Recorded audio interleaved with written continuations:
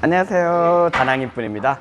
오늘 또 제 채널을 시청해 주셔서 감사합니다. 와, 10,000명의 구독자가 넘은 지가 어제 같은데요, 또 11,000명이 됐습니다. 진짜로 감사드립니다. 우선 감사의 말씀 드리면서 오늘 이야기 드릴 내용이 뭐냐면, 제가 며칠 전에 이민 오지 마세요, 동남아 이민 오지 마세요 라고 말씀드렸더니 제 댓글에 이런 게 있었습니다. 왜 너무 주관적으로 나쁜 것만 이야기하느냐, 좋은 것도 이야기해야 우리 시청자들이 잘 판단할 수 있지 않냐라고 말씀을 하시더라고요. 맞는 이야기입니다.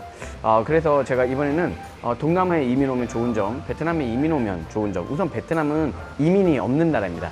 이주라고 말씀드릴게요. 왜냐면 이민 비자 자체가 없는 나라이기 때문에 이민이든 이주든 동남아에 오면 좋은 점, 특히 나이가 좀 들어서 오면 좋은 점에 대해서 이야기해 드리고자 해요. 우선 제가 나쁘다고 이야기했던 것 중에 첫 번째가, 사업을 하면, 이 동남아에서 사업을 하면 만화할 확률이 높다, 첫 번째로 말씀드렸고, 두 번째는 그 관계, 관시, 한국법이 통하지 않고요, 그런 관계들에 의해서 공안이 자주 오고 경찰이 자주 와서 뭐 삥을 뜯어 간다든가 이런 관계의 문화도 좋지 않다라고 말씀드렸고, 세 번째로 말씀드린 거는 비자 정책이 어렵다라고 말씀드리겠습니다. 처음에 말씀드렸듯이 뭐 이민 비자도 없을 뿐만 아니라 비자 비용도 많이 비싼 편입니다. 그리고 그 정책도 너무 자주 변하고, 그리고 마지막으로 말씀드렸던 게 의료시설인데요. 한국의 의료시설을 따라갈 수 있는 나라가 있을까요? 네, 한국보다 좋지 못한 의료시설, 요 네 가지를 말씀드리면서 동남아 이민을 하실 때 고려해 보아야 된다라고 말씀드렸는데요. 근데 오늘은 동남아 이민, 저 지금 40에 이민 와서 지금 43살까지 살고 있잖아요. 그리고 더 오래 동남아에 있을 건데요. 그 이유가 뭐냐? 제가 남들보다는 오지 마라 그러고, 저는 이 동남아 이민, 이주해가 와서 말씀드리니까 좀 이상하잖아요. 그래서 동남아 이민, 베트남 이주를 해왔더니 좋은 점에 대해서 말씀드리고자 합니다. 첫 번째는 나이 구별이 없습니다. 나이에 대한 편견이 아예 없습니다. 한국에서는 나이가 들면 입을 닫고 지갑을 열어라 라는 말이 있고, 그리고 우리 젊은 분들이 지금 이야기하는 것 중에 꼰대라는 문화가 있잖아요. 꼰대 나쁜 겁니다, 당연히. 근데 어른에 대한 공경심이 많이 리스펙트하고 존경하는 게 많이 없어지지 않았나 싶어요. 그리고 우리는 젊은 분들이 요즘 라떼라고 합니다. 라떼. 내가 젊었을 때는, 내가 너처럼 너만 했을 때는, 이런 어른들이 하는 말에 대해서 반감을 가지고 있습니다. 옛날처럼 어른을 보면 항상 인사를 하고 공경을 해야 되는 사회는 이제는 좀 더 아닌가 싶습니다. 예전보다는 나이가 들면 좀 더 살기 힘들어지지 않았나 싶어요. 그리고 한국은 나이를 처음 사람을 만나면 꼭 물어봅니다.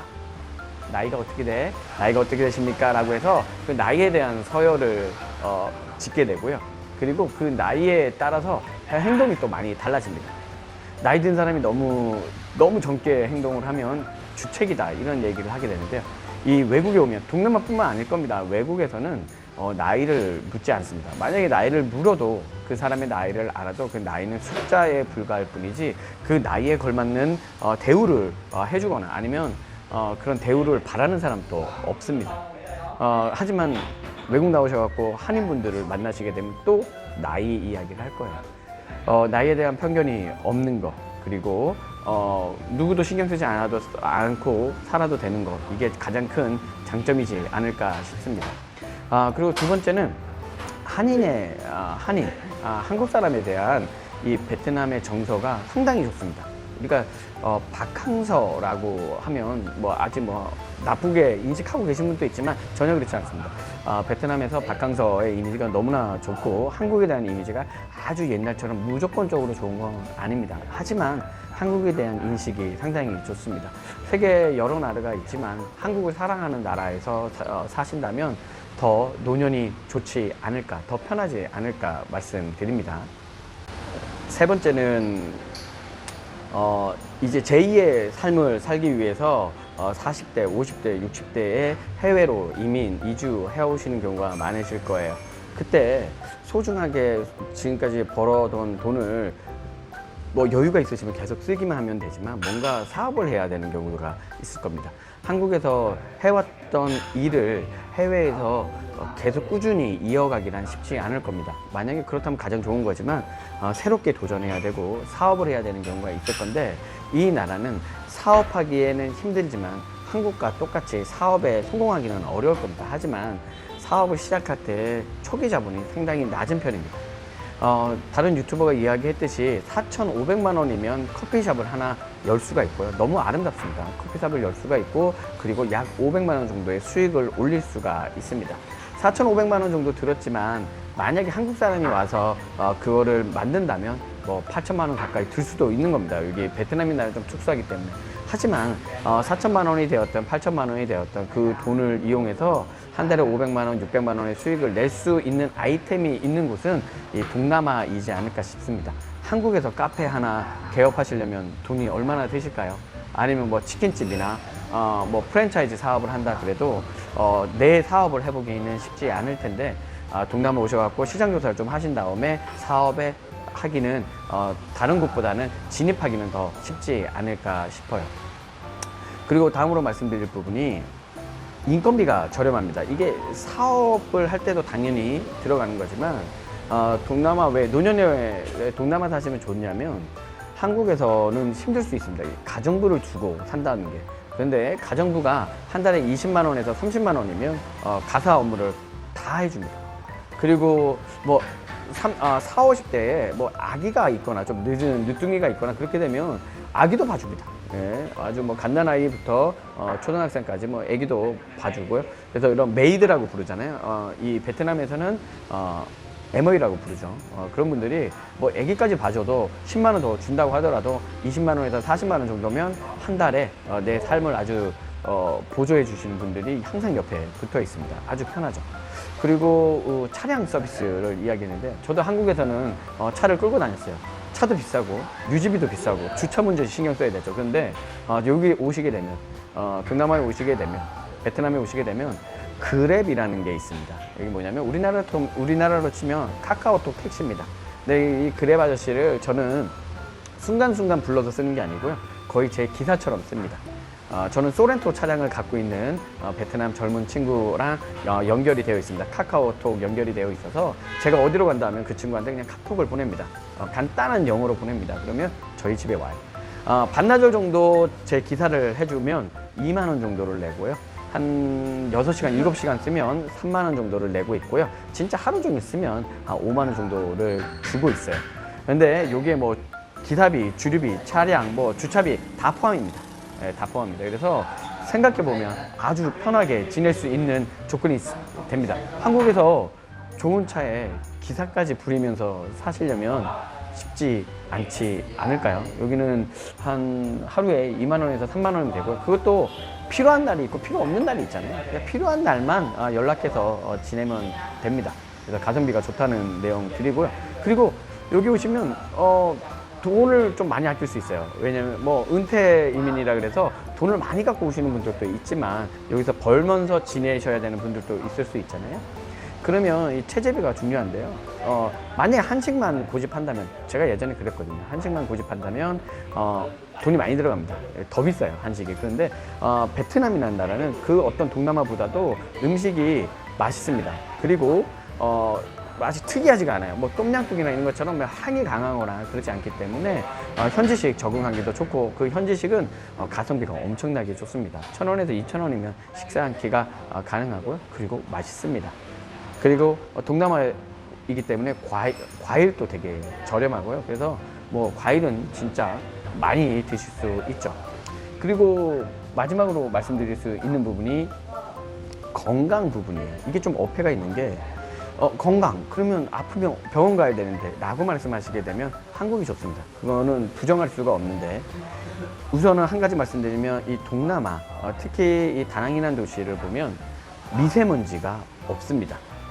밖에 오토바이 많이 돌아다니는 거 보면 와, 먼지가 많을 것 같은데 한국의 자동차 대수에 비하면 현저히 적죠. 그리고 그런 시내만 조금 벗어나게 되면 미세먼지가 없습니다. 한국은 중국 옆에 있다 보니까 완전 연례 행사로 황사도 오고 미세먼지도 오죠. 저도 한국에 있을 때는 공기청정기를 하루 종일 틀어놓고, 그리고 미세먼지 앱을 보고 오늘 나가도 되는지, 오늘 아이들과 어디 놀이동산이라도 갈 수가 있는지 없는지 체크를 하고 돌아다녔어요. 미세먼지가 없어요. 아주 건강하게 지낼 수 있습니다. 제가 여기 와갖고 한 번 아팠습니다. 심하게 아팠어요. 이거는 풍토병 같아요. 뭐냐면 저희가 계절을 계속 보내게 되는데 계절이 바뀌지 않으니까 한 번 감기 몸살이 심하게 걸린 적이 있습니다. 그 이후로는 한국처럼 그렇게 많이 아프지가 않습니다. 금방 말씀드릴 것 중에 또 하나 이유가 들어가 있는데요. 이 겨울이 없습니다. 동남아에는. 우선 겨울이 없으면 돈을 많이 아낄 수 있죠. 뭐 겨울옷을 살 필요도 없고 겨울옷 큰 거 막 세탁하기도 어려운데 보관하기도 어려운데 갖고 있을 필요가 없잖아요. 뭐 비용적으로도 도움이 되지만 겨울이 없다는 거는 지내시기에 참 좋다는 겁니다. 제 주변에도 겨울만 되면 동남아로 와서 베트남에 와서 지내시다가 가시는 노부부들 아니면 가족들이 있습니다. 겨울이 없다는 장점까지 있다는 게 이 동남아의 특징이지 않을까 싶어요. 지금까지 말씀드렸던 거 다 통틀어서 한번 보면 가장 중요한 게 이거일 것 같아요. 뭐냐면 제가 한국에 있을 때 원형 탈모가 있었습니다. 예, 한국에서 제일 잘 고친다는 삼성의료원에서 가갖고 이 주사를 맞으면서 엄청 아프거든요. 그 원형 탈모가 있었는데 그 원형 탈모가 이쪽이 나면 이쪽으로 갑니다. 엄청 힘들게 해요. 결론은 치료가 되지 않더라고요. 왜냐면 한국에 있을 때 치열한 경쟁 속에서 회사도 다니고 가정에도 충실해야 되기 때문에 스트레스가 엄청나게 심합니다. 그런데 베트남에 오자마자 원형 탈모가 저절로 없어졌어요. 지금까지도 아예 탈모는 걱정 없이 살고 있습니다. 이 나라는 비교의 문화가 거의 없어요. 내 편한 대로 삽니다. 한국에 있을 때는 남하고 비교도 많이 했고요. 비교도 많이 당했습니다. 하지만 이 동남아에 살게 되면, 베트남에 살게 되면 비교의 상대가 많이 없어요. 신경 쓸 상대도 많이 없습니다. 정말 자기가 하고 싶은 대로 살아도 스트레스를 많이 받지 않는. 한국에 살았을 때랑 비교해보면 스트레스가 10분의 1로 줄어들지 않았나 싶습니다. 그래서 스트레스가 많이 없다라는 게 진짜 큰 장점이지 않을까 싶습니다. 해외에서 제2의 삶을 산다는 게 쉽지는 않을 겁니다. 그리고 한국처럼 의료시설이 잘 되어 있는 곳이 아니기 때문에 불편한 점도 분명히 있을 겁니다.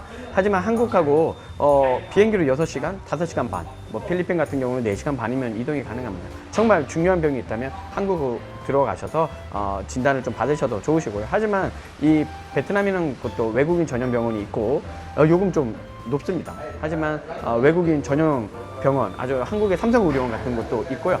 그리고 한국 약국, 그리고 약국도 많이 있습니다. 또 여기는 처방전이 없어도 약을 받을 수 있는 경우가 대부분입니다. 어디나 양면성이 있기 나름이에요. 제가 이민이 나쁘다라고 말씀을 드렸는데 오늘은 이민이 좋다. 그리고 나이가 들수록 해외에 오시는 거는 나쁘지 않다라고 말씀을 드립니다. 40대, 50대, 60대가 되면서 자기가 하고 싶었던 걸 못하신 분들이 많을 겁니다. 제2의 삶을 용기를 내서 한 번 정도 도전해보는 것도 좋을 것 같아서 제 의견을 말씀드렸습니다. 혹시 다른 의견이 있으시거나 혹시 공유할 생각이 있으시다면 또 댓글 부탁드리겠습니다. 오늘 또 시청해주셔서 감사합니다. 안녕. 좋아요 눌러주세요.